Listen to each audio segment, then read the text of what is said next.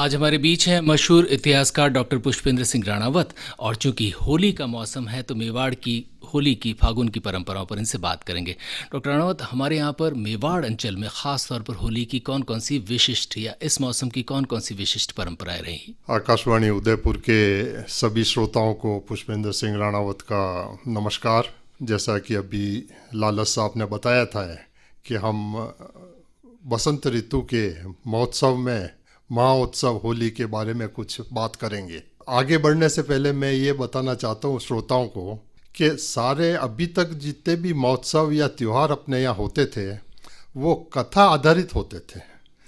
लेकिन उस समय ठीक था पुराने ज़माने में, लेकिन अब जो हमारे आज के जो परिप्रेक्ष्य है, डेवलपमेंट है, जो अवेयरनेस है, अलर्टनेस है, उससे हमें ये देखना चाहिए कि ये सब जो अपने साल भर उत्सव और त्यौहार मनाए जाते हैं वो सब प्रकृति और मौसम पर आधारित है। तो आज की जो पीढ़ी है, जनरेशन, उसको ये समझना होगा कि इसमें जो प्रकृति है वो ज़्यादा समझे, न कि कथा पे। जैसा कि अभी आपने बताया कि बसंत ऋतु है, तो बसंत ऋतु में आप देखिए जो 14 जनवरी मकर संक्रांति आती है उससे लेके और आखा तीज तक जो पीरियड है उसमें अनेकों त्यौहार आते हैं। और उन सब त्योहारों में से सबसे महत्वपूर्ण होली को ही माना गया है। हमारे यहाँ जो कहावत है ना, जैसे मैंने पहले कहा कि साल भर त्यौहार मनाए जाते हैं, यही नहीं दुनिया भर में आज मानव का क्या है, त्यौहार मनाने का एक परंपरा रही है, वो करता है। और हमारे यहाँ तो कहावत है कि हाथ वार न नो त्यौहार, सोमवार मंगलवार जैसे सप्ताह में 7 दिन ही होते हैं किंतु 9 त्यौहार होते हैं। मीन्स ऑलमोस्ट एवरी डे कोई न कोई त्यौहार होता है। लेकिन ये भी है कि भाई अरे भाई कभी होली दिवाली मिल लिया करो। तो होली एक बहुत ही महत्वपूर्ण अपना त्यौहार है। और वो वैसे तो 2 दिन का खास है। एक तो होली का दहन जो पूर्णिमा, फागुन की पूर्णिमा में आता है, और दूसरे दिन एकम के दिन रंग होली होता है। लेकिन ये 7 दिन का माना जाता है। अपने यहाँ मेवाड़ में इसको होलाष्टक बोलते हैं, होली के 8 दिन। क्योंकि ये त्यौहार है तो इस समय ये कहते हैं कि भाई आप कोई शादी ब्याह टीका वगैरह कोई उत्सव दूसरे सामाजिक कार्यक्रम नहीं करेंगे, इसलिए वापस धर्म का आधार लेके कहा कि भाई कभी ये अनुचित होगा। क्यों कि वो त्यौहार हमारे त्यौहार से क्लैश नहीं होने चाहिए। तो सामाजिक कार्यक्रम अदर और ये जो है अभी अपने ये इसमें चलता चाहिए। तो मेवाड़ में होली के लेके और 7 दिन आता शीतला सप्तमी, 7 दिन के ये त्यौहार मनाए जाते हैं। लेकिन मुख्यतः होली जो है वो फागुन पूर्णिमा को होता है। इसमें मेरा व्यक्तिगत मानना ये है कि ये चालू कैसे हुआ। जैसा कि मैंने कहा कि ये ठीक है, हिरण्यकश्यप और उनकी बहन होलिका और प्रहलाद और वो कथा है। प्रकृति में क्या है कि सर्दी के बाद हमारा मौसम बदलता है और जो पुराने जो पेड़ की पत्तियां हैं वो गिरती हैं और नए प्रफुल्लित होते हैं। तो ये पुरानी जो पत्तियां होती थी ये लोग बाग इकट्ठा करके एक जगह डालते थे। तो इससे 1 महीना पहले होली का रोपण होता था, जो कि आज भी होता है। तो एक ऐसा खुली जगह गांव में मुख्यतः, लेकिन शहर में भी गली मोहल्ले में होते हैं, तो एक रोपण होता है इससे पहले जो पूर्णिमा आती है उससे। और ये जो इकट्ठा करते हैं अपन कचरा पत्ती, ये सब वहाँ डाला जाता है। ये मैं खुद स्वयं अपने मकान पर भी करता हूँ। मेरे 4 करीबन नीम के पेड़ हैं, 4 कालिया सरस के पेड़ हैं, 1-2 अड़ूसा के, 8-10 पेड़ हैं। तो उनकी पत्तियाँ ले लेके हम 1 महीने पहले कोई भी सूखी डाली लगा देते हैं और उस पर वो इकट्ठा करते रहते हैं। और महीने भर में वो इतनी इकट्ठी हो जाती है कि हमें और कुछ डालने की ज़रूरत ही नहीं। और एक तरह से जो डेड लीव्स होती हैं उनका डिस्पोजल हो जाता है। दूसरे दिन यहाँ रंग से मनाते थे। रंग सब जो कि अब कल वापस ट्रेंड चला है हर्बल गुलाल। तो जी। पहले गुलाल जो है वो हर्बल ही होती थी। डॉक्टर राणा, तो इससे पहले कि रंग वाली होली पर आए, थोड़ा सा ये बताएं कि ये होलिका दहन की परंपरा है क्या मेवाड़ में निरंतर रही और राजवंश में भी निरंतर रही? ये निरंतर रही है, गरीब से लेके न राजा तक सब मनाते रहे हैं। आज की तारीख में भी राजमहल में बड़ा चौक जो माणक चौक है उसमें आज से 1 महीने पहले होली का रोपण हो गया था। और वहाँ कोई वो डेड लीव्स वाला कंसेप्ट नहीं है, वहाँ पेड़ की डाली है सूखी, उस पर घास लपेट के और कंडे के एक माला टाइप होता है वो लगाते हैं, सब गरीब से लेके अमीर तक। इधर भी आप चले जाएं शहर में एक बड़ी होली नाम की जगह है मोचीवाड़ा और भोईवाड़ा के बीच में। लेकिन अब जगह की तंगी, उस टाइम भी तंगी थी, तो अब तो वैसा होता नहीं है। लेकिन अब जो वो 1 महीने पहले जो रोपण है ना वो 2 4 5 जगह ही होता है, ज़्यादा नहीं होता है, क्योंकि ज़्यादातर कॉलोनी की होलीज़ है वो सड़कों पे होती है। अगर एक पहले हो जाए तो सारा मूवमेंट, ट्रैफिक मूवमेंट सब बंद हो जाता है। तो वो खाली एक दिन का ही होता है, लेकिन होली सब मनाते हैं। डॉक्टर राणा, थोड़ी सी आदिवासी अंचल की और ग्रामीण इलाकों की भी बात करते हैं। आदिवासी अंचलों और ग्रामीण इलाकों में भी क्या इसी तरह से होलिका का ये रोपण और उसके बाद इसका दहन होता है? हाँ, गांव में भी होता है, लेकिन गांव में एक और तीसरे दिन जो है वो आहड़ का शिकार में जाते हैं ये सब आदिवासी लोग सब मिल के।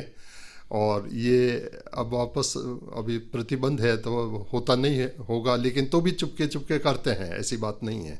क्योंकि ये एक उत्सव है जिसमें कि समाज का आदमी हर इन्वॉल्व होना चाहता है। तो सब मिल के ये आदिवासी लोग हाका देते हैं और खरगोश हुआ, हिरन हुआ, जो भी जानवर ये हैं वो शिकार करते हैं और एक सामूहिक भोज वगैरह कर के उत्सव मनाते हैं। अभी गांव में भी मनाते हैं। हमारे बीच हैं मशहूर इतिहासकार डॉक्टर पुष्पेंद्र सिंह राणावत। डॉक्टर राणावत, हम म्यूज़िकल ब्रेक पर जाने से पहले बात कर रहे थे और होलिका दहन का हमने हवाला दिया। अब आते हैं रंग वाली होली पर। ये रंग खेलना किसी भी ढंग से हमारे यहाँ पर मेवाड़ में और ख़ास तौर पर मेवाड़ के इतिहास में कहाँ कब से शुरू हुआ, इसके कुछ चित्र या दूसरे उल्लेख भी मिलते हैं इतिहास में। होली का बहुत पहले से है और इतिहास के हिसाब से सबसे बड़ा विवरण है कि महाराणा उदय सिंह का देहांत होली के दिन ही हुआ था। जैसा कि है कि 28 फरवरी 1572। अच्छा, 1572 लीप ईयर था तो 29 तारीख भी रही होगी, फिर आगे ये 1 मार्च हुआ रहा होगा। तो गोगुंदा में उनका देहावसान हुआ और उसके बाद महाराणा प्रताप का राज्याभिषेक हुआ। तो लोगों ने कहा कि साहब अगर आप होली नहीं खेलेंगे तो ओख पड़ जाएगी, तो वो ओख रहेगी, इसलिए आप। ये ओख क्या होती है, थोड़ा सा हमारे श्रोताओं को मतलब बताएं। कि एक शौक होता है, तो भाई उस दिन को हम मनाते ही नहीं है, कोई शुभ जो उत्सव है ना वो उत्सव नहीं मनाते, जी। एक बिल्कुल शांत रहते हैं। तो ओक का मतलब कि आप उत्सव नहीं मनाएंगे, उसको हा हुल्लड़ सेलिब्रेशन नहीं करेंगे, तो वो नहीं होता। तो वो हुआ, तो वो उल्लेख है।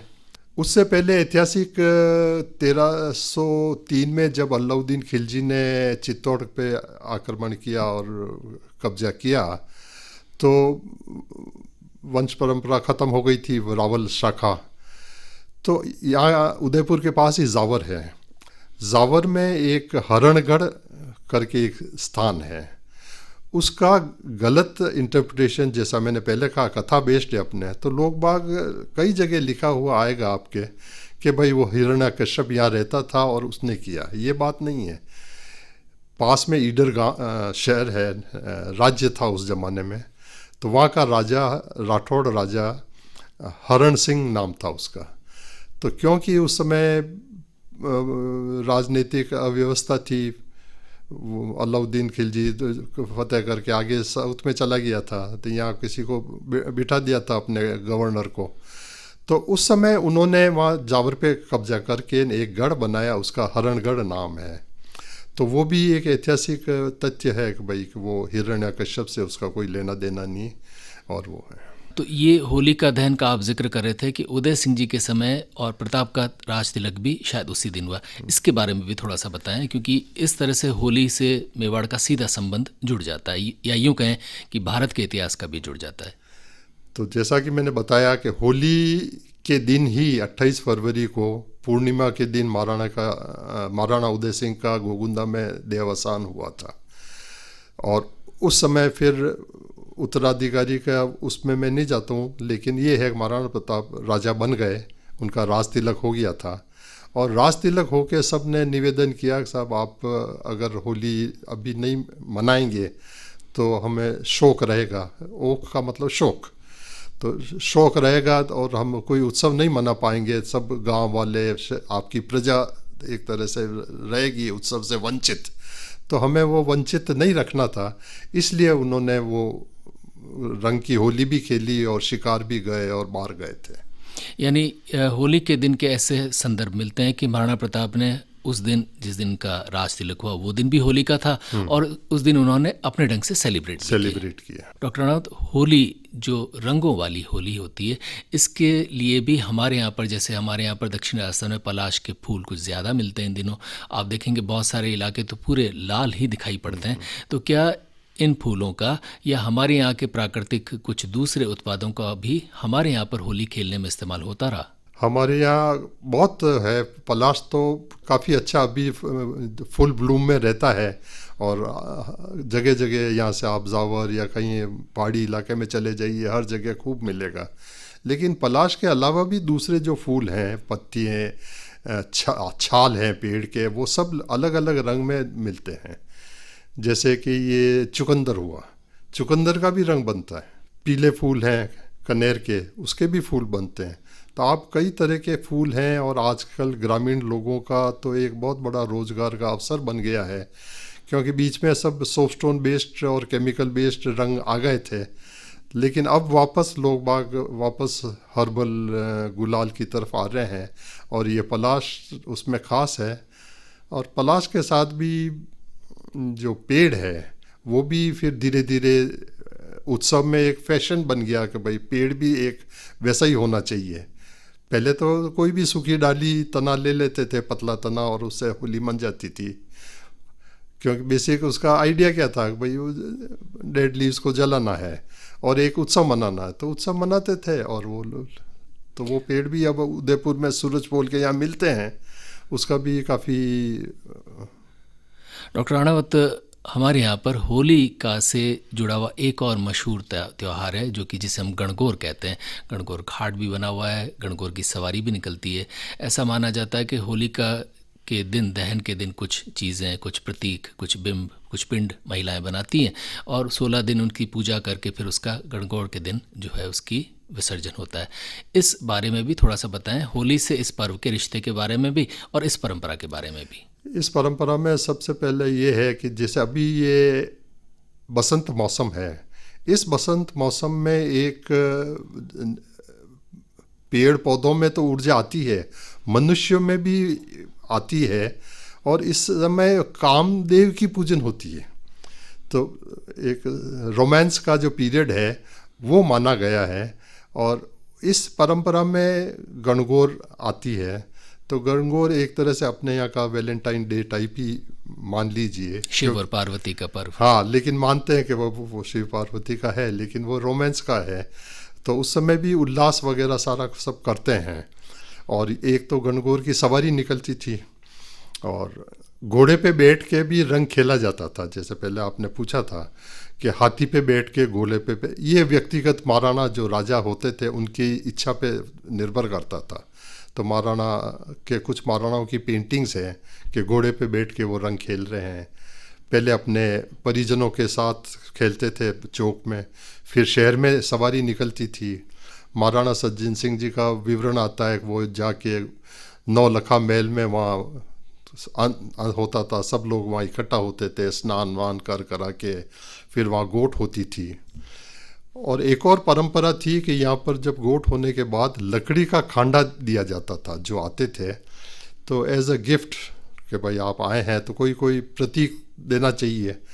तो हो सकता है शुरू में असली खांडा या तलवार शस्त्र देते होंगे, लेकिन अभी बाद में ये था कि एक लकड़ी की अच्छी पीली सी स्ट्रेट स्वॉर्ड खांडा बनाता था। उसका पीला रंग होता था बसंती, ऊपर लाल पीले नीले हरे रंग के फूल पत्तियां बनती थी, और साथ में नारियल। ये जो लोग उसमें भाग लेते थे सबको देते थे, वो भी एक अच्छा रिवाज था यहाँ पर। डॉक्टर राणावत, जाते जाते संक्षेप में ये भी बताएं कि ये जो ऐतिहासिक परंपराएं थी हमारे यहाँ पर, ख़ासतौर पर मेवाड़ में होलिका से जुड़ी हुई, ये क्या विलुप्त हुई हैं या अभी भी मौजूद हैं? विलुप्त तो नहीं हुई है, वो तो चल रही हैं सब, लेकिन कुछ समय के साथ जो परिवर्तन होता है वो अवश्य हुआ है। एक तो इस समय नशा करने की बीच में चालू हो गया था, तो शराब आदि बहुत पीते हैं और आदिवासी लोग भी काफ़ी करते हैं, तो उससे थोड़ा हुड़दंग मचती है। तो उस समय कानून व्यवस्था के लिए विशेष व्यवस्था करनी पड़ती है प्रशासन को। पहले भी करते थे, आज भी करते हैं, लेकिन कुछ ज़्यादा भी है। आज आप होली आएगी, आप देखिए हर सड़क पे 50 मीटर 100 मीटर पे अलग अलग सब लोग 5-10 गांव घर वाले मिल के होली जलाएंगे। उसमें पटाखे भी चलाएंगे, लेकिन पटाखे भी अब कम हो गए हैं। तो फ़र्क तो आया है, लेकिन ज़्यादा विशेष फ़र्क नहीं आया। और विशेष खाना भी बनता था हर त्यौहार पे अपने, तो वो भी है। ये खाना क्या होता था विशेष?